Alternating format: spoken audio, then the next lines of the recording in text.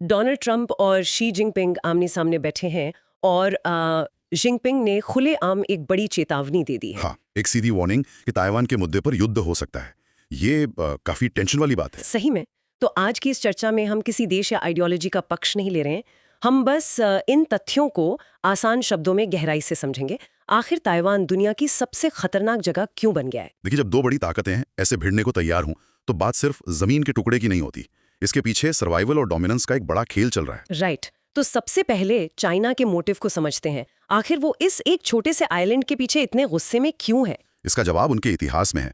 China का एक century of humiliation रहा है, यानी 1839 से 1949 तक का वो लंबा समय जब विदेशी ताकतों ने उन्हें बहुत दबाया था। Okay, let's unpack this. जैसे हमारे यहाँ भारत में ब्रिटिशर्स ने लंबा राज किया और हमने वो दर्द झेला, वैसा ही कुछ चाइना महसूस करता है? बिल्कुल वैसा ही दर्द। और उनका मानना है कि ताइवान को वापस मिलाए बिना उनका नेशनल रिजुविनेशन यानी उनका आत्मसम्मान पूरा नहीं होगा। ये उनके लिए एक अधूरा काम है। समझ गई। लेकिन पिछले 70-80 सालों में ताइवान के अंदर का माहौल तो बहुत बदल चुका है ना? वहाँ पूरी तरह से डेमोक्रेसी है। यही तो सबसे बड़ा पेच है। वहाँ की नई पीढ़ी अब खुद को चाइनीज नहीं मानती, वो खुद को ताइवानीज मानते हैं। अच्छा, तो वहाँ के लोग एक्चुअली चाहते क्या हैं?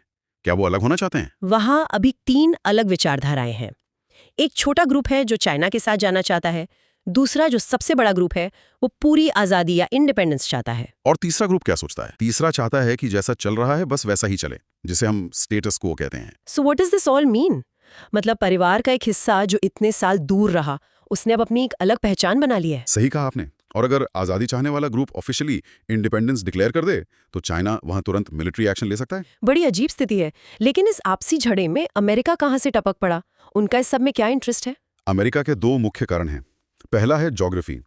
ताइवान फर्स्ट आइलैंड चेन का एक बहुत जरूरी हिस्सा है। वेट, ये फर्स्ट आइलैंड चेन क्या होती है? थोड़ा हमारे सुनने वालों को आसान शब्दों में बताइए। हाँ, ये आइलैंड्स की एक ऐसी लाइन है जो चाइना की नेवी को पैसिफिक ओशन में आगे बढ़ने से रोकती है। एक तरह की दीवार समझ लीजिए। Oh wow! तो अगर ताइवान पर कब्जा हुआ तो चाइना सीधा पैसिफिक में घुस जाएगा और अमेरिका का डोमिनेंस वहां खत्म हो जाएगा। एग्जैक्टली। पर ज्योग्राफी से भी बड़ा एक दूसरा कारण है। टेक्नोलॉजी। हाँ, टेक्नोलॉजी। ताइवान में TSMC नाम की कंपनी है जो दुनिया की सबसे एडवांस सेमीकंडक्टर चिप्स बनाती है। Here's where it gets really interesting. मतलब ये वही चिप्स है ना जिनके बिना हमारे स्मार्टफोन से लेकर अमेरिका के मिलिट्री वेपन्स तक सब एकदम कबाड़ बन जाएंगे। एकदम सही पकड़ा आपने। इसे ताइवान का सिलिकॉन शील्ड कहते हैं।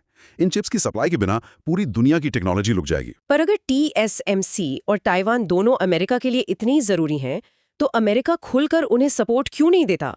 वो ओपनली क्यों नहीं बोलते कि हम बचाएंगे? क्योंकि अमेरिका यहाँ एक डबल गेम खेलता है जिसे हम स्ट्रेटेजिक एम्बिग्विटी कहते हैं, यानी जानबूझकर कंफ्यूजन बनाए रखना। कंफ्यूजन कैसा? मतलब उनका ऑफिशियल स्टैंड क्या है इस मुद्दे पर? ऑफिशियली वो वन चाइना पॉलिसी मानते हैं कि चाइना एक ही है, पर अनऑफिशियली वो ताइवान को सेल्फ डिफेंस के लिए करोड़ों डॉलर्स के हथियार देते हैं। अच्छा, ताकि दोनों देशों में से कोई भी अचानक कोई गलत कदम ना उठाए, न चाइना हमला करे और न ताइवान आजादी डिक्लेयर करे। बिल्कुल, दोनों को अंधेरे में रखकर एक बैलेंस बनाया गया है।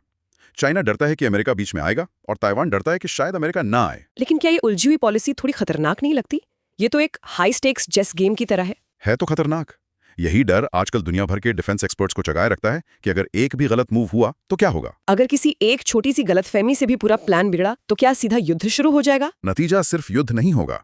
अगर सेमीकंडक्टर की सप्लाई चेन वहां ढेर हो गई तो पूरी दुनिया में ऐसी भयानक आर्थिक मंदी आएगी जिससे निकलना नामुमकिन सा हो जाएगा।